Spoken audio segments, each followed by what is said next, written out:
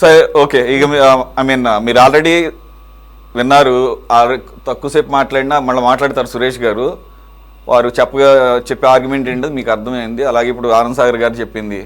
ఇకపోతే నాకున్న మౌలికమైనటువంటి డౌట్ ఏంటంటే, నేను ఇందాక రైజ్ చేసిందే, ఇప్పుడు దాదాపు ఒక 60,000 కోట్ల రూపాయల పనులు జరుగుతున్నాయి కదా సార్.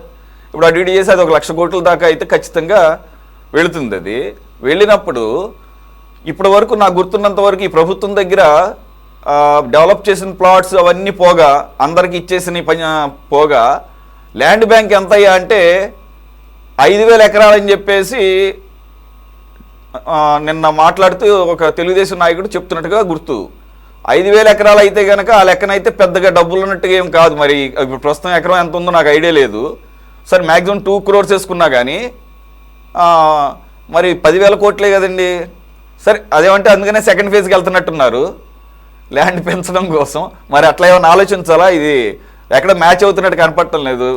అదే జగన్మోహన్ రెడ్డి గారు అయితే 2,00,000 కోట్లు అవుతుంది అంటున్నారు సార్. సురేష్ గారు నమస్తే. ప్యానల్ మెంబర్స్ అందరికి కూడా నమస్కారము. ఈ విధంగా సెల్ఫ్ సస్టైన్డ్ క్యాపిటల్ అమరావతి ఈ అంశాల మీద చాలా సందర్భాల్లో కూడా మనం మాట్లాడాము. నేను ఆ వివరాలు కూడా చెప్తాను ఖచ్చితంగా. ఇప్పుడు జరుగుతున్నటువంటి చర్చ ఏమిటి అని అంటే, వైఎస్ఆర్ కాంగ్రెస్ పార్టీ అమరావతికి సంబంధించినటువంటి నిర్మాణాల మీద, నాణ్యతకు సంబంధించి, ఖర్చుల గురించి, వీటి గురించి అడుగుతున్నారు వాళ్ళు. అదేవిధంగా ఈ నిర్మాణాలకు సంబంధించినటువంటి వ్యవహారంలో అవినీతి జరుగుతుంది అనేటువంటి విషయాన్ని కూడా మాట్లాడుతున్నారు. సజ్జల రామకృష్ణారెడ్డి మాట్లాడినటువంటి మాటలు ఈ అంశాలే. నేనేమంటాను అని అంటే, వైఎస్ఆర్ కాంగ్రెస్ పార్టీ మొన్న జగన్మోహన్ రెడ్డి గత నెలలో ప్రెస్ మీట్ పెట్టి, అమరావతి కాదు మావిగన్, మచిలీపట్నం, విజయవాడ, గుంటూరు అని చెప్పేసి మాట్లాడాడు. మావిగనే ఇది కీలకం అమరావతికి, అంతే తప్ప ఈ అమరావతి సస్టైన్ కాదు అనేటువంటి విధంగా ఆయన చెప్పాడు. ఇంకేముంది, ఈ మావిగనే అందరూ ప్రజలందరూ కూడా చర్చిస్తున్నారు, వీటి గురించి అందరూ మాట్లాడుకుంటున్నారు, ఒక ట్రెండింగ్ టాపిక్ కింద మారింది మావిగన్ అని వైఎస్ఆర్ కాంగ్రెస్ పార్టీ కృత్రిమంగా ప్రచారం చేయటం కూడా మొదలుపెట్టింది. ఆ తర్వాత ఏమైంది, మావిగన్ ఎక్కడికి వెళ్ళింది? మావిగన్ గురించి అదొక నవ్వు తెప్పించేటువంటి అంశం. ఇవన్నీ కూడా విమర్శలు వచ్చిన మాట వాస్తవం. కానీ ఏమైంది, మావిగన్ గురించి వైఎస్ఆర్ కాంగ్రెస్ పార్టీ వాళ్ళు మాట్లాడట్లేదు, జగన్మోహన్ రెడ్డి మాట్లాడట్లేదు. అంటే మావిగన్ అనేటువంటి అంశము ఖచ్చితంగా ఇది ప్రజల ఆమోదయోగ్యమైనటువంటి అంశం కాదు, ఇది ఒక పిచ్చి ప్రలాపన అని వైఎస్ఆర్ కాంగ్రెస్ పార్టీకి అర్థమైంది. అర్థమైన తర్వాత ఇప్పుడు వాళ్ళు ఒక కొత్త వాదన తీసుకొని వచ్చారు. వాళ్ళు అడుగుతున్నటువంటి ప్రశ్నలు అమరావతి నిర్మాణాల మీద. అంటే మీరు ఒకటి అర్థం చేసుకోవాలి, ఆనంద్ సాగర్ గారు, అదేవిధంగా కూటమిలో ఉండేటువంటి వాళ్ళు అర్థం చేసుకోవాల్సినటువంటి అంశం ఏంటంటే, వైఎస్ఆర్ కాంగ్రెస్ పార్టీ అమరావతి రాజధాని విషయంలో ఇప్పుడు మేల్కొని గతంలో వాళ్ళు ఇదంతా అమరావతి కాదు భ్రమరావతి అని వైఎస్ఆర్ కాంగ్రెస్ పార్టీ చెప్పింది. అంటే అక్కడ ఏమీ లేదు, ఊరిక భ్రమణం, అది ఒక మనం భ్రమపడుతున్నాం తప్ప ఏమీ నగర నిర్మాణం జరగటం లేదు. సినిమా సెట్టింగులు, అదేవిధంగా అక్కడ ఏమి నిర్మాణాలు లేవు, అది ఒక శ్మశానము, మునిగిపోయిద్ది, ఇలాంటివన్నీ చెప్పారు వైఎస్ఆర్ కాంగ్రెస్ పార్టీ వాళ్ళు. ఇప్పుడేం చెప్తున్నారు, ఇదిగో నిర్మాణాలకి ఎంత ఖర్చు అవుతుంది, ఎక్కువ ఖర్చు చేస్తున్నారు, మీరు అద్దాలకు సంబంధించిన 7,000 కోట్లు ఖర్చు చేస్తున్నారు. సజ్జల రామకృష్ణారెడ్డి ఒక ప్రెస్ కాన్ఫరెన్స్ కింద మీరు చూస్తే, అంటే దీన్ని బట్టి అర్థం చేసుకోవాల్సినటువంటి అంశం ఏంటి అని అంటే, వాళ్ళు ఇది భ్రమరావతి కాదు అమరావతి నిర్మాణం జరుగుతోంది అని వైఎస్ఆర్ కాంగ్రెస్ పార్టీ మొదట అంగీకరించింది.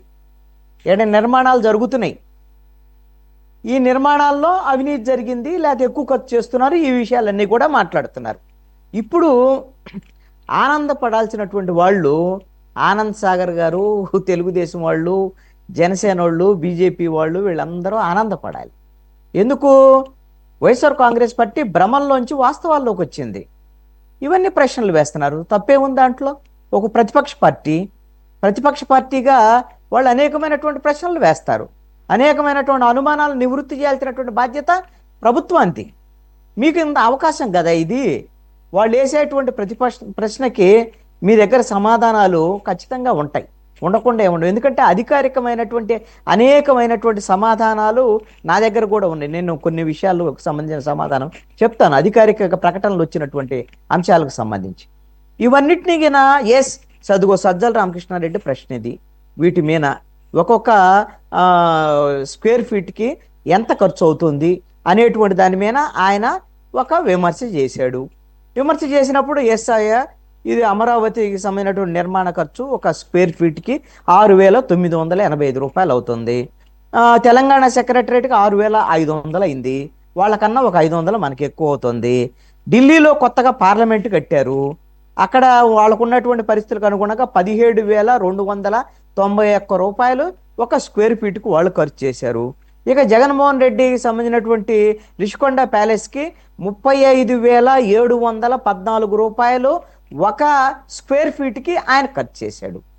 అంటే ఈ విధమైనటువంటి సమాధానాలు ప్రభుత్వం దగ్గర ఉన్నప్పుడు వీళ్ళు చెప్పేటువంటి అబద్ధాలు అనేటువంటి విషయము మనకు అర్థమవుతుంది, ప్రజలకు అర్థమైద్ది.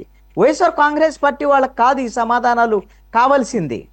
వైఎస్ఆర్ కాంగ్రెస్ పార్టీకి అసత్యమైనటువంటి ప్రచారాలు చేసి జనాన్ని భ్రమింపజేసి అమరావతి మీద అసత్య ప్రచారాలు, అబద్ధ ప్రచారాలు ఇవన్నీ చేసి అమరావతి మీద దుష్ప్రచారం చేయడం వైఎస్ఆర్ కాంగ్రెస్ పార్టీ లక్ష్యం. వాడు చేశారు. చేస్తే ఏమైంది కూటమికి? 2019లో నమ్మారు జగన్మోహన్ రెడ్డి మాటల్ని. జగన్మోహన్ రెడ్డి ఆ రోజు కూడా అమరావతి మీద ఏం చెప్పలే. 2019 ఎన్నికలకు ముందు అమరావతి ఇక్కడే ఉంటుందని వైఎస్ఆర్ కాంగ్రెస్ పార్టీ చెప్పింది. ఇక్కడే ఉంటాయి అని చెప్పి వాళ్ళు ఎన్నికలకు వెళ్ళి అధికారంలోకి వచ్చారు. 2019 నుంచి 24 మధ్యలో వాళ్ళు పిచ్చి ప్రలాపనలు చేశారు అమరావతి మీద. మరి ఫలితం ఏమొచ్చింది? ఫలితము వైఎస్ఆర్ కాంగ్రెస్ పార్టీ ఓటమిలో ప్రధానమైనటువంటి కారణాల్లో టాప్ 10 రీజన్స్లో అమరావతి అనేటువంటి అంశం కూడా ఉంది. వైఎస్ఆర్ కాంగ్రెస్ పార్టీ ఓటమికి 3 రాజధానులు అంటూ 3 ముక్కలాట ఆడి వీళ్ళు బొక్కబార్లా పడ్డటువంటి పరిస్థితి స్పష్టంగా వాళ్ళకు కూడా తెలుసు, వాళ్ళ వైఎస్ఆర్ కాంగ్రెస్ పార్టీ నాయకులకు అందరికీ తెలుసు. ఇప్పటికీ కూడా జగన్మోహన్ రెడ్డి మేకపోతు గాంభీర్యం ప్రదర్శించడం, మేము అమరావతిని ఇంకా ఒప్పుకోమని చెప్పటము, ఇంకా అమరావతి మీద ఒక స్పష్టత లేకపోవటం, ఒక రాష్ట్ర రాజధాని విషయంలో ఒక విధానపరమైనటువంటి నిర్ణయం ఒక రాజకీయ పార్టీకి, ప్రముఖ రాజకీయ పార్టీకి, ప్రధానమైనటువంటి ప్రతిపక్షానికి లేకపోవటం అనేటువంటి అంశము ఇది వాళ్ళ దౌర్భాగ్యం.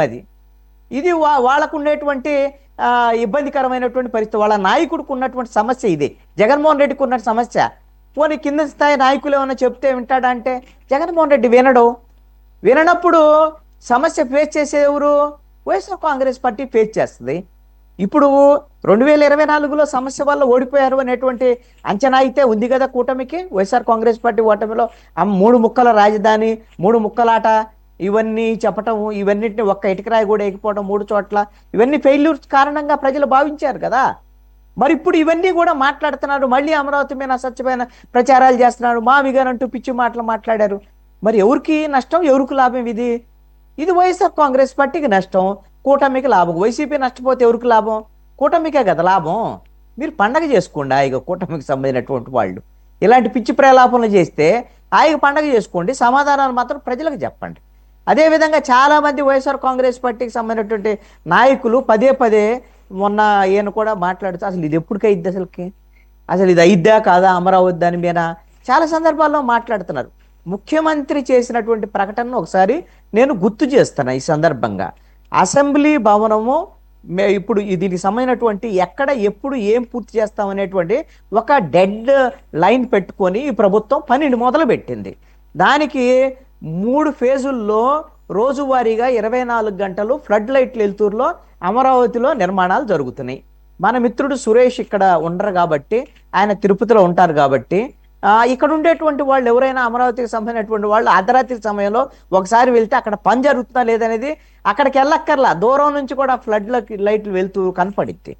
అందుకని ఈ విధంగా నిర్మాణాలు జరిగేటువంటి వ్యవహారాన్ని అమరావతికి సంబంధించి రైతులకు సంబంధించినటువంటి ప్లాట్లు, లేఅవుట్లు ఇవన్నిటినీ కూడా మే 27, 2028 నాటికి పూర్తి చేసి ఇస్తామని ఈ ప్రభుత్వం ప్రకటించింది. తర్వాత ట్రంక్ రోడ్లు నిర్మాణాలకు సంబంధించి మే 27, 2027కే పూర్తి చేయాలని వాళ్ళు లక్ష్యంగా పెట్టుకున్నారు. ఐకానిక్ టవర్లు, కీలకమైనటువంటి ప్రభుత్వ భవనాలకు సంబంధించినటువంటి 4 ఐకానిక్ టవర్లు ఆగస్టు 4, 2028 నాటికి పూర్తి చేస్తామని స్పష్టంగా ప్రకటించడం అనేది జరిగింది. హైకోర్టు భవనం జూన్ 20, 2028 నాటికి పూర్తి చేస్తామని ప్రకటించారు. అసెంబ్లీ భవనం మే 28, 2028 నాటికి పూర్తి చేస్తామని ముఖ్యమంత్రి ప్రకటించారు. ఇవన్నీ ప్రకటించారు, ఇవన్నీ చేయలేకపోయారు అనుకుందామండి. ఈ కూటమి ప్రభుత్వం చేయలేకపోయింది. చేయలేకపోతే 2029 ఎన్నికలు వస్తాయి. ఎలాగో వైఎస్ఆర్ కాంగ్రెస్ పార్టీకి అవకాశం వస్తుంది. ఎస్, వీళ్ళు ఏం చేయలేరు, వీళ్ళు ఇవన్నీ చెప్పారు కానీ అని వైఎస్ఆర్ కాంగ్రెస్ పార్టీ ఆ రోజున ప్రచారం చేసుకోవచ్చు. ఇవన్నీ కినా మీరు చేస్తామని చెప్పినటువంటి అన్నీ కూడా వైఎస్ఆర్ కాంగ్రెస్ పార్టీ విమర్శల్ని మీరు ఖచ్చితంగా తిప్పికొట్టాల్సిందే, మాట్లాడాల్సిందే కాదనట్లా. మీ ముందున్నటువంటి ప్రధానమైనటువంటి టాస్క్ ఏమిటి అని అంటే, ఈ విధంగా మీరు ప్రకటించిన దాని ప్రకారంగా ఈ నిర్మాణాల మొత్తాన్ని కూడా, ఈ ప్రభుత్వ భవనాలు నిర్మించటమేనండి రాజధాని నిర్మించడం అంటే. ఏమీ లేదు, ఇక మౌలిక వస్తువుల కల్పన మాత్రమే. మిగతాదంతా ఎక్కడికక్కడ అది దానంతట నిర్మాణం జరిగేటువంటి డెవలప్మెంట్ తప్ప ప్రభుత్వం చేసేటువంటి డెవలప్మెంట్ ఏమీ లేదు. అది ఎప్పుడు పూర్తయిద్ది ఏమిటి అనేటువంటి దాని మీద దానికి ఒక అంతు పొంతు అనేది ఉండదు కూడా. అది ఎందుకు అనంటే, ఇప్పుడు కూడా 400 ఏళ్ళు ఉన్నటువంటి హైదరాబాద్ నగరం ఇప్పుడు కూడా కొత్త సిటీ నిర్మించుకుంటున్నారు. నేను హైదరాబాద్లో పనిచేసేటువంటి కాలంలో ఫైనాన్స్ సిటీకి సంబంధించినటువంటి విషయంలో ఒక సిటీని డెవలప్ చేశారు. ఏది కొండాపూర్ ఆ ఏరియాల్లో. అప్పుడు పెద్దగా ఏమి లేదు, ఇన్నర్ రింగ్ రోడ్డు ఆ ఏరియాకి వెళ్తే ఏం లేదు. ఈరోజు వెళ్తే అక్కడ ఐకియా కానీ లేకపోతే అసలు అవన్నీ ఆ ఫ్లైఓవర్ అవన్నీ చూస్తే అసలు అక్కడ బిల్డింగ్లు చూస్తే కళ్ళు తిరిగిపోతున్నాయి. అంటే 10 ఏళ్లలో ఒక దశాబ్ద కాలంలో జరిగినటువంటి మార్పు సంబంధించి ఇప్పుడు కొత్త సిటీకి శ్రీకారం చుట్టాడు రేవంత్ రెడ్డి. ఇంకా హైదరాబాదు డెవలప్ అవుతూనే ఉంది. అంటే అమరావతి అనేటువంటిది ఒక నిర్మాణం జరుగుతూ ఉంటుంది ఇక, అంతే తప్ప వీళ్ళు ఈ చంద్రబాబు నాయుడు నిర్మిస్తాం, నారా లోకేష్ నిర్మించడం వీళ్ళు నిర్మించేటువంటి వ్యవహారం కాదు. ఈ విషయానికి సంబంధించి ఇక సెల్ఫ్ సస్టైన్డ్కి సంబంధించినటువంటి డబ్బులు ఎక్కడి నుంచి వస్తాయి, వీళ్ళు ఏమిటి 1,00,000 కోట్లు వ్యవహారం, ఇవన్నీ చాలా సందర్భాల్లో మాట్లాడాడు జగన్మోహన్ రెడ్డి. ఇవన్నీ చాలా సందర్భాల్లో ప్రభుత్వం కూడా చెప్పింది. అయినా మనం సందర్భం వచ్చింది కాబట్టి మాట్లాడుకోవాలి. కాబట్టి ఇప్పుడు జరుగుతున్నటువంటి పనులకు సంబంధించినటువంటి వ్యవహారంలో Asia development bank, ADB bank, NABARD, అదేవిధంగా ప్రపంచ బ్యాంకు నుంచి ఇప్పుడు శాంక్షన్ అయినటువంటి నిధులకు సంబంధించినటువంటి 42,000 కోట్ల రూపాయలు. దీంతో ప్రజెంట్ పనులు జరుగుతున్నటువంటి పరిస్థితి ఉంది. వీటితో 2028 నాటికి పరిపాలనా భవనాలకు సంబంధించినటువంటి మొత్తం ప్రక్రియ పూర్తి అవ్వాలనేటువంటిది లక్ష్యంగా పెట్టుకొని పనిచేస్తున్నటువంటి పరిస్థితి ఉంది. ఇక సెల్ఫ్ సస్టైన్ అంటే మీరు ఇందాక 5,000 ఎకరాలు అని అన్నారు, 2 కోట్లు అని చెప్పారు. దీన్ని మీరు ఒకసారి మళ్ళీ మీరు కూడా విజయవాడలోనే ఉంటారు కాబట్టి ఒకసారి మీరు నేను చెప్పినటువంటి లెక్క తప్పు అని అడిగిన మీరు భావిస్తే, మీరు అంగీకరించకపోయినా సురేష్ గారు మీరు ఒకసారి ఎంక్వైరీ చేయండి. అక్కడ ఈ రోజున 10 కోట్ల రూపాయలు ఎకరా ఉంది అమరావతిలో. ప్రజెంటు 10 కోట్ల రూపాయలు ఉందండి. ఇంకా మీకు హైవే పక్కన ఉండేటువంటి వీటిల్లో 15 కోట్లు 20 కోట్లు ఉన్నటువంటి తాడేపల్లి ఏరియాలో ఉన్నటువంటి పరిస్థితి ఉంది, అది సెకండరీ.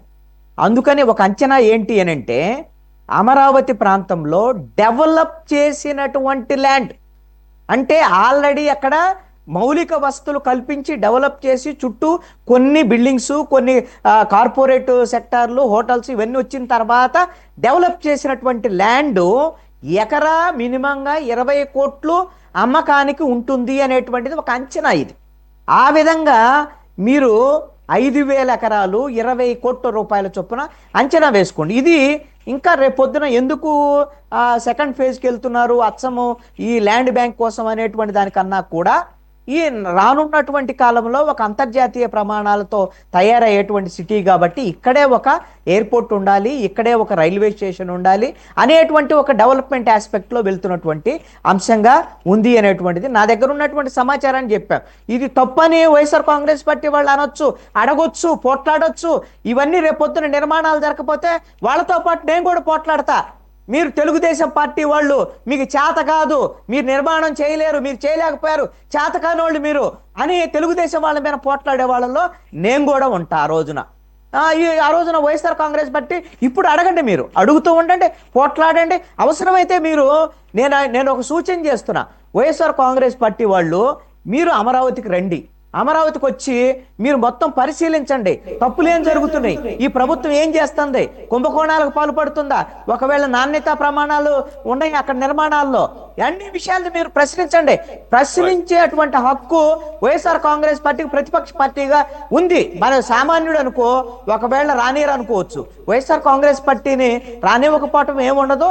ఒకవేళ అలాంటి పరిస్థితి ఉంటే మీడియా, మీకు కూడా మీడియా సపోర్ట్ ఉంది, ఒకవేళ మిమ్మల్ని రానియకుండా అడ్డుకునేటువంటి ప్రయత్నం చేశారనుకోండి, రిషికొండ తరహాలో ఆ రోజున సీఎం, మాజీ సీఎం పోయినా లేకపోతే పవన్ కళ్యాణ్ పోయినా ఎవరు పోయినా రానియలేదు. ఆ రోజున రానియలేదు కాబట్టి ఎవరు చూడలేకపోయారు.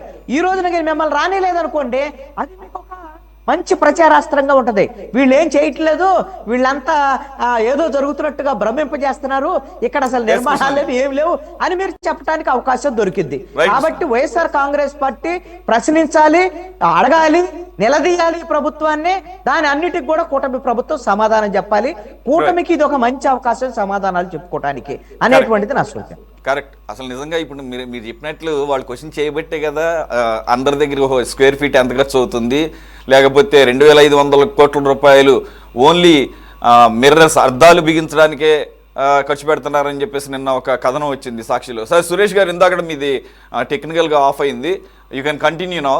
దానికి కూడా ఎక్స్ప్లెనేషన్ ఏమిస్తున్నారంటే, బాబు అసెంబ్లీకి సంబంధించి ఏదో 4 అద్దాలు బిగించడానికి 2500 కోట్లు అయితే ఖచ్చితంగా చాలా ఎక్కువ, అది దానికోసం కాదు, టోటల్గా అది ఒక గవర్నమెంట్ ఇంటిగ్రేటెడ్ గవర్నమెంట్ కాంప్లెక్స్, దాంట్లో హెచ్ఓడి బిల్డింగ్స్ ఉంటాయి, అలాగే సెక్రటేరియట్, అసెంబ్లీ, ఇవన్నీ కూడా కలిస్తేనే వాటన్నిటికి కలిపి రిలీజ్ చేసినటువంటి ఫండ్స్, అది అలొకేట్ చేసినటువంటి ఫండ్స్. అలాగే అసెంబ్లీకి ఒక ఐకానిక్ లుక్ రావడం కోసం జనరల్గానే మనం పాత అసెంబ్లీలో మనం చూసినా కూడా అదొక దాన్ని ఏమంటారు, చూడగానే అట్రాక్టివ్గా ఉంటాయి, ఏదో మామూలు ఇళ్ళు బిల్డింగ్లు కట్టినట్టుగా కాకుండా మనకి ఒక ఏన్షియంట్ లుక్ను, ఒక దాన్ని ఏమంటారు అంటే దైవం అంటారు కదా, ఒక భక్తితో కూడినటువంటి ఫీల్ రావడం కోసం, డివోషనల్ ఫీలింగ్ వచ్చేటట్టు కడుతుంటారు.